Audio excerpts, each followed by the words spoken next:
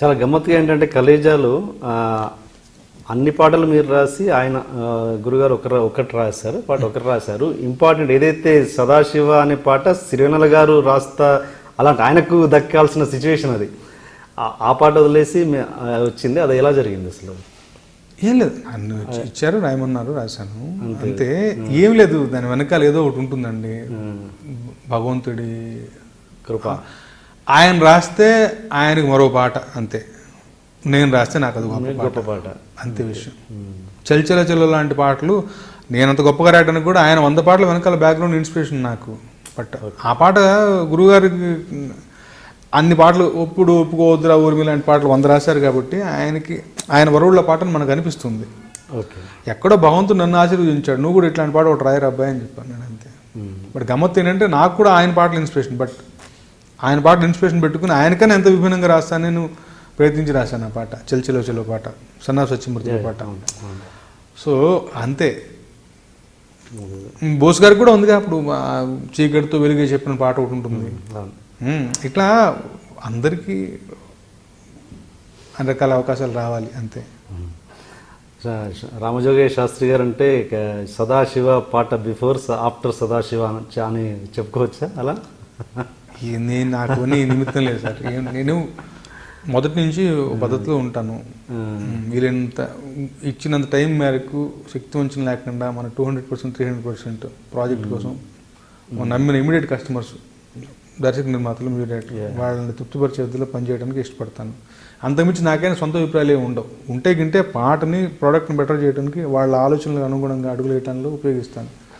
So నేను అన్న మనిషి విడిగా ఉంటాడు అక్కడ, ఒక టీం ప్లేయర్లా ఉంటాడు. సో అప్పుడు ఇప్పుడు అలాగే దారి పొడవులో దూషణ భూషణ తిరస్కారాలన్నీ కూడా ఓకే, నో ప్రాబ్లం. ఇలా నేను it's too small a journey. 10 ఏళ్ళు ఏంది, 12 ఏళ్ళు ఏంది, ఏం సాధించామని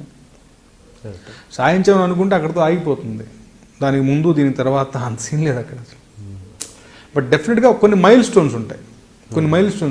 ఆ మైల్ స్టోన్స్ ఒక జర్నీని గుర్తుపెట్టుకోవడానికి, అందంగా గుర్తుపెట్టుకు ఉపయోగపడతాయి. ఇప్పుడు అతి పెద్ద కాలర్ ట్యూను అని చెప్పేసి నువ్వు ఒక్కడ ఉంటే నేను ఎక్కడుండే పాట, ఫస్ట్ టైం నాకు ఎవరే నువ్వు పాటకు మంచి రికగ్నిషన్ వచ్చింది. ఎవరే నువ్వు, అవి గుర్తుపెట్టుకు ఇంట్రెస్టింగ్గా ఉంటాయి. ఫస్ట్ టైం స్క్రీన్ మీద పేరు చూసుకున్నది. తర్వాత కరెంట్లో చాలా స్వీట్ సర్ప్రైజ్ ఆ పాట, అటు నువ్వు ఇటు నువ్వు, నా బాగా ఇష్టమైన పాట. అట్లా కొన్ని ఏక నిరంజన్ పాట ఒకటి మంచి మైల్ స్టోన్. రామ పాట నాకు బాగా ఇష్టం, నేను కనపడ్డాను కూడా, సినిమా ఓపెనింగ్లో అలా కనపడ్డాను. నాకు అట్లా గుర్తుపెట్టుకోవడం నాకు ఇష్టం బాగా. చిన్న బిట్ సాంగ్ కూడా నాకు రాజుభాయిలో బిట్ సాంగ్ ఉంటుంది. ఏంటి సార్? రాజుభాయిలో అది నాకు బాగా ఇష్టం పర్సనల్గా.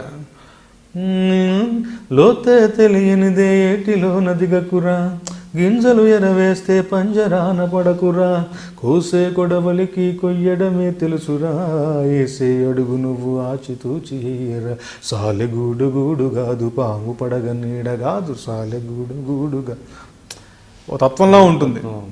విలన్ను కొడుకుని కాపాడాడని చెప్పేసి విలన్కి హీరో మీద ప్రేమ కలిగి పిలిచి ఉద్యోగం ఇస్తాను పిలుచురండి అంటాడు.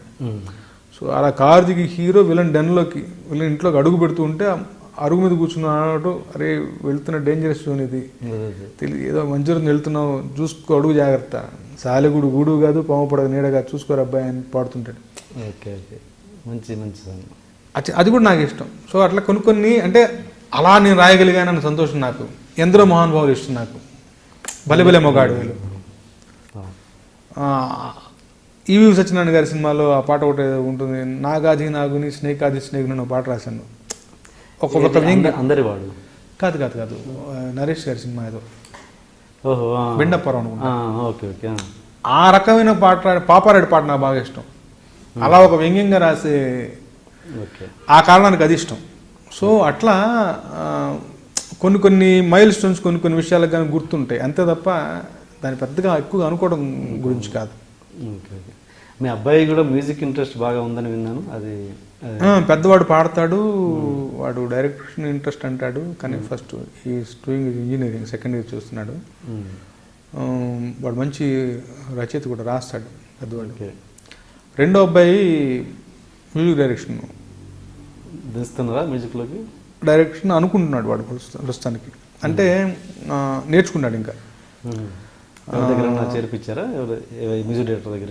లేదు, ఇంకా నేర్చుకున్నాడు పియానో. 8 grades ట్రినిటీ కాలేజ్ నుంచి 8 grades ఫినిష్ చేశాడు. ఫర్దర్ చేయాలి ఇప్పుడు ఇంటర్మీడియట్ సెకండ్ ఇయర్, ఈ ఎంసెట్లు అవి ఇవి ఈ హడావుడిలో ఉన్నాడు. సో దీని తర్వాత మళ్ళీ ఒకసారి ఇంజనీరింగ్ చేయని తర్వాత మళ్ళీ మ్యూజిక్ స్టడీస్ కొనసాగిస్తాం. సార్ మీ మీద ఒక చిన్న అపవాదం ఉంది. అంటే అపవాదం మీ దాకా వచ్చిందో లేదో నాకు తెలియదు. నేను చాలా కొంతమంది దగ్గర విన్నాను, అందుకని మీ దగ్గర క్లారిఫికేషన్ తీసుకోవడానికి అడుగుతున్న క్వశ్చన్ అది. ఏంటంటే మీరు ఒక సంస్థలో ఏదో ఒక సంస్థలో ఒక మ్యూజిక్ డైరెక్టర్ దగ్గర ఒక లిరిక్ రైటర్ పాట ఓకే అయ్యాకనో ఓకే అవుతున్న సందర్భంలోనో మీకు తెలిసాక మీరు ఆ మ్యూజిక్ డైరెక్టర్ని కానీ డైరెక్టర్ని గాను ఇన్ఫ్లుయెన్స్ చేసి ఆ పాట మీకు వచ్చేలా చేసుకుంటారని